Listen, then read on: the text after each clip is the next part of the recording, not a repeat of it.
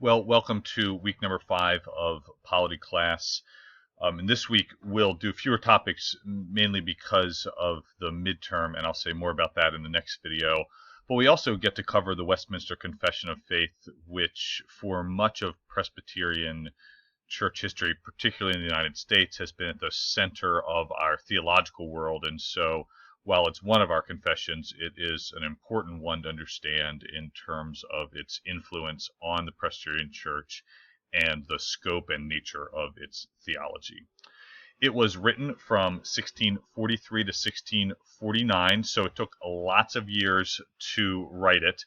There were 1,163 meetings to write the Westminster Confession, as well as some other documents that I'll talk about. And there were, of course, because there were so many meetings, various people at the meetings, but there were as many as 121 people participating at a time in crafting these documents.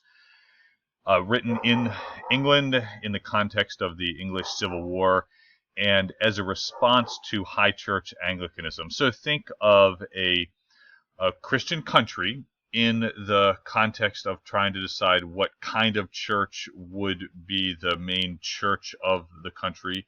It's a very different context from our context right now.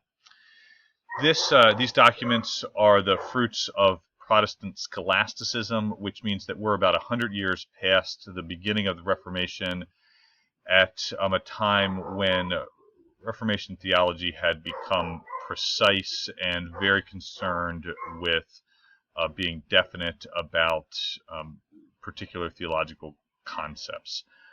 The Westminster Divines, they were called, produced, of course, the Westminster Confession, and then 2 catechisms. Those 3 documents are part of our Book of Confessions. They also produced a form of church government, a liturgical manual that was called the Directory for Public Worship. This is supposed to be for the churches of England and Scotland.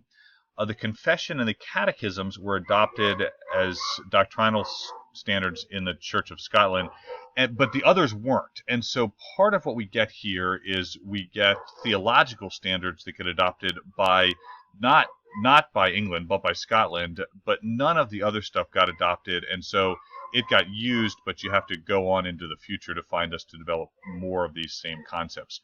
Important to know, though, when you talk about a form of government or a directory for worship or a book of common worship, things like that, those concepts were present early on, but the confession, the theological standards, are what got adopted.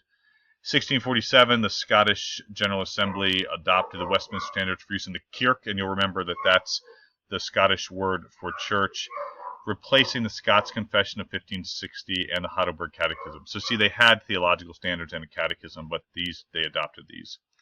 Then they eventually came to New England with the Puritans and to the Middle Atlantic states with the Scotch-Irish Presbyterians. So notice they came to the United States in 2 different ways and influenced the church in 2 different ways.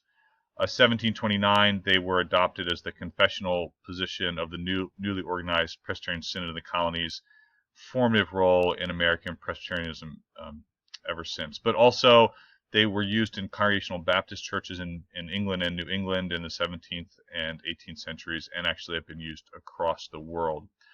Other branches of Presbyterianism in the United States tend to have the Westminster Confession as their confessional standard. And so for at least branches of Presbyterianism, it remains the sole and main focus of confessional theology and what people are talking about when they're talking about teaching elder ordination. It's more scholastic than any of the other Reformation confessions, which means that it's precise in what it wants to say and tries to cover all the fields of theology and makes a claim that it's trying to get things right. You'll notice that it starts with Scripture. You don't get Scripture until chapter 19 of the Scots Confession. There was a movement as scholasticism developed to provide a foundation for theology and to explain why we believe what we believe and how we say it. And so you get this movement of Scripture from a topic of what it is to the very beginning, which has continued to be a topic of Reformed theology. Why do we believe what we believe? How does Scripture play a basis for us? You also notice in this confession and in the catechisms the movement towards proof texting and providing scriptural citations for all of what they say as proof for why why we believe what we believe.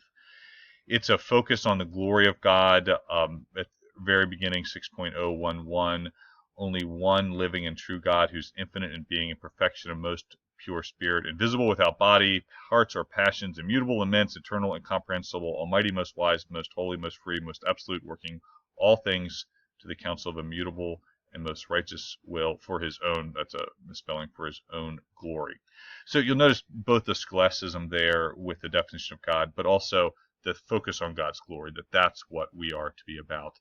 And when you get to the shorter catechism in the very first question, what's the chief end of man, which is the word used there, it's the chief end of a person, it's to know and glorify God.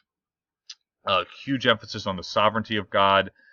But notice in this quote from 6.014, God from all eternity ordained whatsoever comes to pass, but that doesn't make God the author of sin, and also still leaves free will for creatures.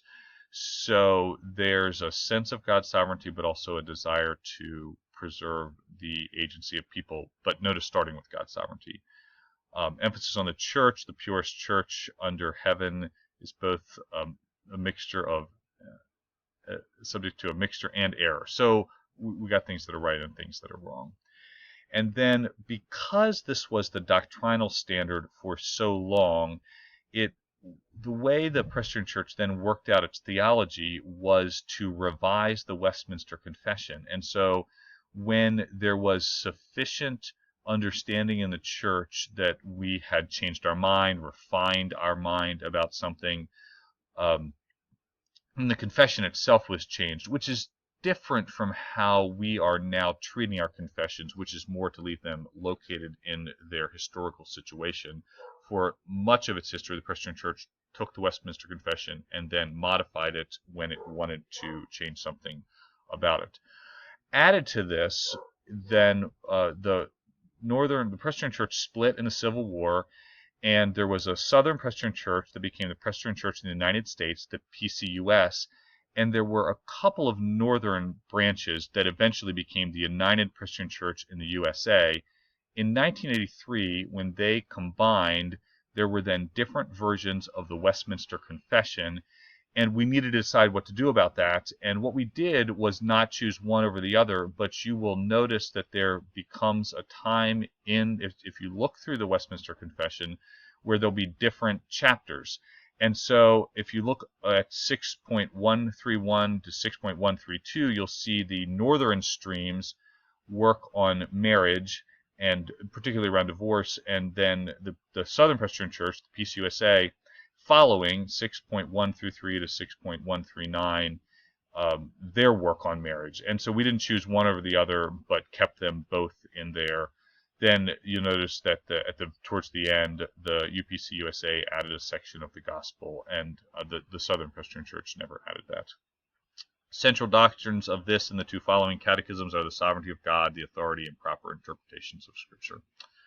In terms of polity implications, I think that one of the things that we see in the history of the Westminster Confession is that you have theological conversations around theology, which I would say is a correction to our present process, where often we have theological conversations around polity, and we leave our theological documents almost out of it. And our history gives us a different story about how we do that. Our polity, there's definitely a sense of God's providence over all our actions, the focus on God's glory and the role of Scripture, all which I think you see lived out in our polity. And I'm interested as you read through sections of this confession, what else you would say it has to do for our polity.